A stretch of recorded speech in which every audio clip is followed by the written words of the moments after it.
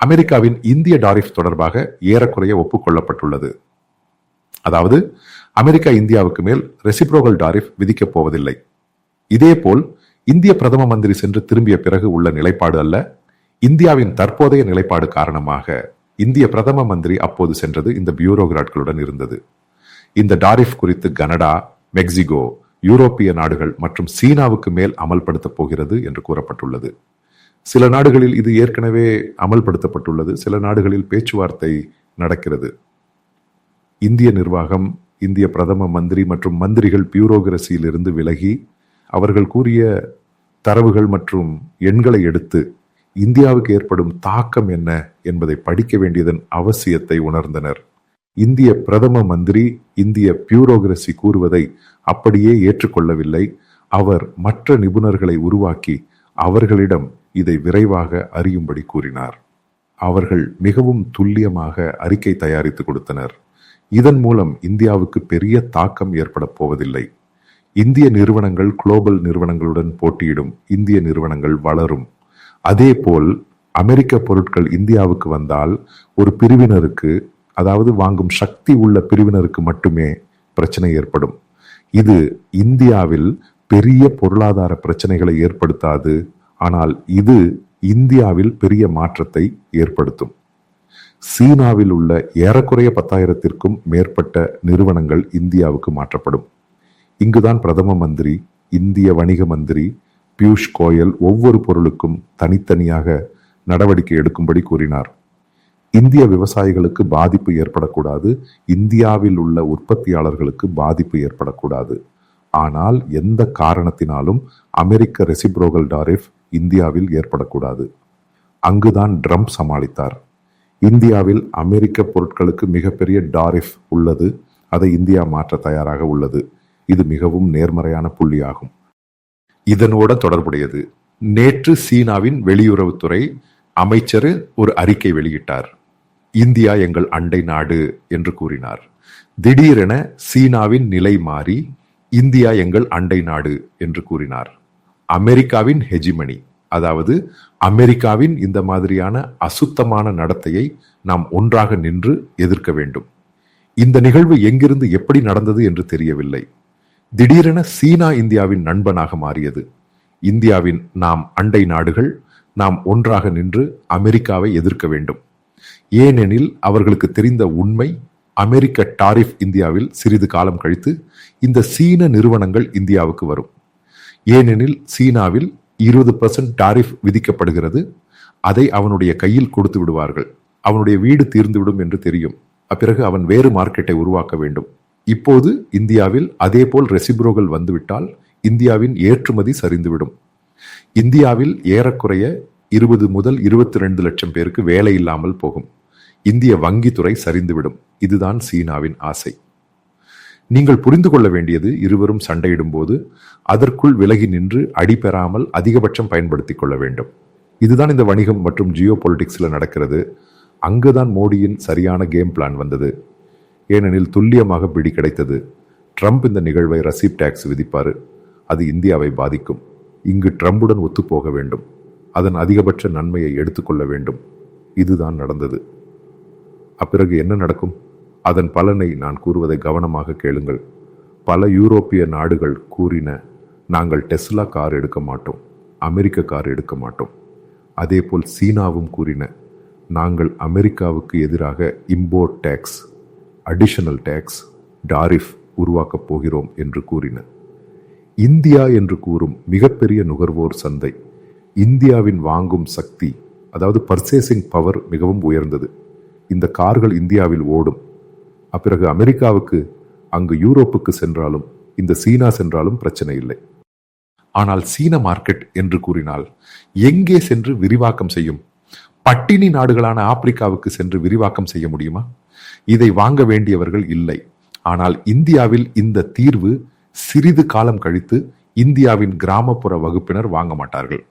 ஏனெனில் அவர்களுக்கு இந்த அளவுக்கு பர்ச்சேசிங் பவர் இல்லை. ஆனால் நகர்ப்புற வகுப்பினர், அதாவது இந்தியாவின் நகர்ப்புற வகுப்பினர் என்று கூறும் அவர்களின் வாங்கும் சக்தி உலகில் மிகப்பெரிய வாங்கும் சக்தி ஆகும், பர்ச்சேசிங் பவர் ஆகும். இதுதான் இந்தியாவின் மக்கள் தொகை, மிகப்பெரிய சந்தை ஆகும். இதற்குள்ள சில நிகழ்வுகளுக்குள்ள ட்ரம்ப் கோருவது ஜீரோ டாக்ஸ் என்று கூறப்படுகிறது. கார்கள், பைக்குகள் பெற்றது ஜீரோ டாக்ஸ் ஆகும். நாம் ஏறக்குறைய இந்த ஆட்டோமொபைல்களுக்கு 125% டாக்ஸ் கொடுக்கிறோம்.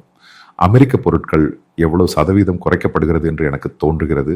அது ஏறக்குறைய 10 அல்லது 20, 15% குறைக்கப்படுகிறது.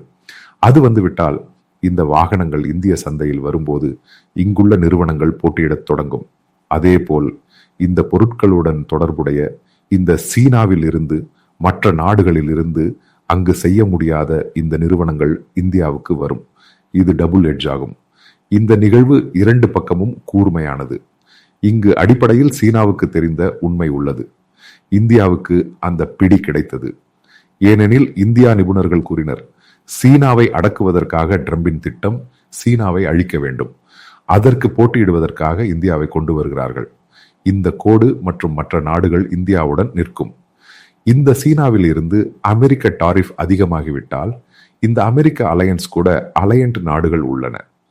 அவர்கள் கூட விலகிச் செல்லும். இங்கு இந்தியா சாம்பியன் ஆகும்.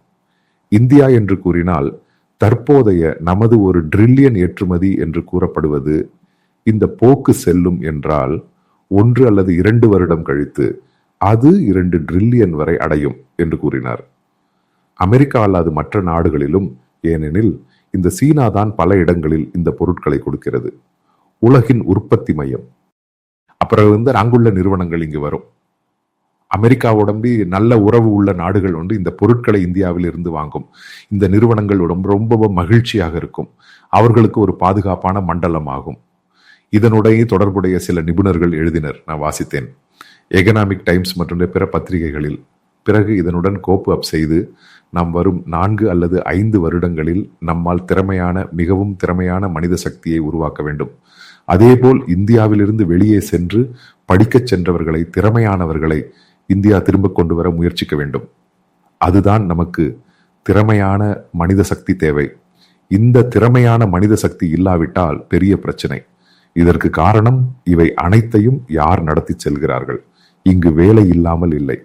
ஒரு சந்தர்ப்பத்தில் விருப்பம் போல் மக்கள் இந்தியாவை விட்டு வெளிநாடுகளில் படிக்கவும், அங்கு குடியேறவும், வணிகம் செய்யவும் சென்றுள்ளனர். இவர்களை ஈர்த்து திரும்ப கொண்டு வர வேண்டும். ஏனெனில் அப்படிப்பட்ட திறமையும் இந்த கிளப்பும் தற்போதைய பாலிசியும் அமெரிக்க டாரிஃப் இந்தியாவுடனான வர்த்தக பற்றாக்குறையை குறைக்கும். இந்த சீனாவை நாம் ஒன்றாக ஒரே கட்டில் எதிர்க்க வேண்டும். உறுதியாக நாம் அதிக வருடங்கள் காத்திருக்க வேண்டியதில்லை. உலகின் 3வது ஜிடிபியின் சக்தியாக நாம் விரைவில் அடையும். ஏனெனில் இந்த ட்ரம்பின் டாரிஃப் என்று கூறப்படும் உலகில் கிடைத்த வெள்ளியிடி என்று கூறப்படுவது அதுதான் கிடைத்துள்ளது. இன்று கனடா இந்தியாவின் பின்னால் இருக்கும். அவர்களின் பொருட்களை எடுக்க வேண்டும். ஏனெனில் கனடாவும் அமெரிக்காவும் இடையே திடீரென இல்லை என்றால் சில பொருட்களுக்கு கனடா சிறிது, இந்தியா ஒரு சந்தை. இந்தியா உலகளவில் ஒரு சூப்பர் எகனாமிக் பவர் ஆக வளர்ந்து வருகிறது. பிறகு அதை அதிகபட்சம் பயன்படுத்த இந்திய ஆட்சியாளர்கள் கவனம் செலுத்த வேண்டும். அப்படி வரும்போது இந்தியா முழுவதும் மாறும். இந்தியாவின் கிராமங்கள் மாறும். இந்தியாவின் வாழ்க்கை முறை மாறும். இந்தியாவின் முன்னேற்றம் மாறும். இந்தியாவின் உள்கட்டமைப்பு முழுமையாக மாறும். நாம் ஒரு உலகளாவிய சக்தியாக அங்கு வரும். ஏனெனில் நமக்கு விருப்பம் போல் மனித சக்தி உள்ளது. பிறகு அதன் திறமையை வழிநடத்துவதற்கான மக்களின் ஒரு பற்றாக்குறை இருக்கும். ஏனெனில் நாம் இனி மிகவும் கிரீஸ் போடுவது போல செயல்பட வேண்டும். பல காரணங்கள்.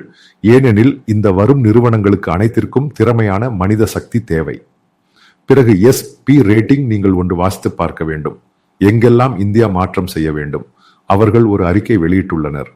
பிறகு அதனுடன் தொடர்புடையது பார்த்தால் இந்த ட்ரம்பின் ஹிட் என்று கூறப்படுவது உலகில் அதிகபட்சம் பயன்படுத்தப்படும் டாரிஃப் இந்தியாவுக்காக இருக்கும்.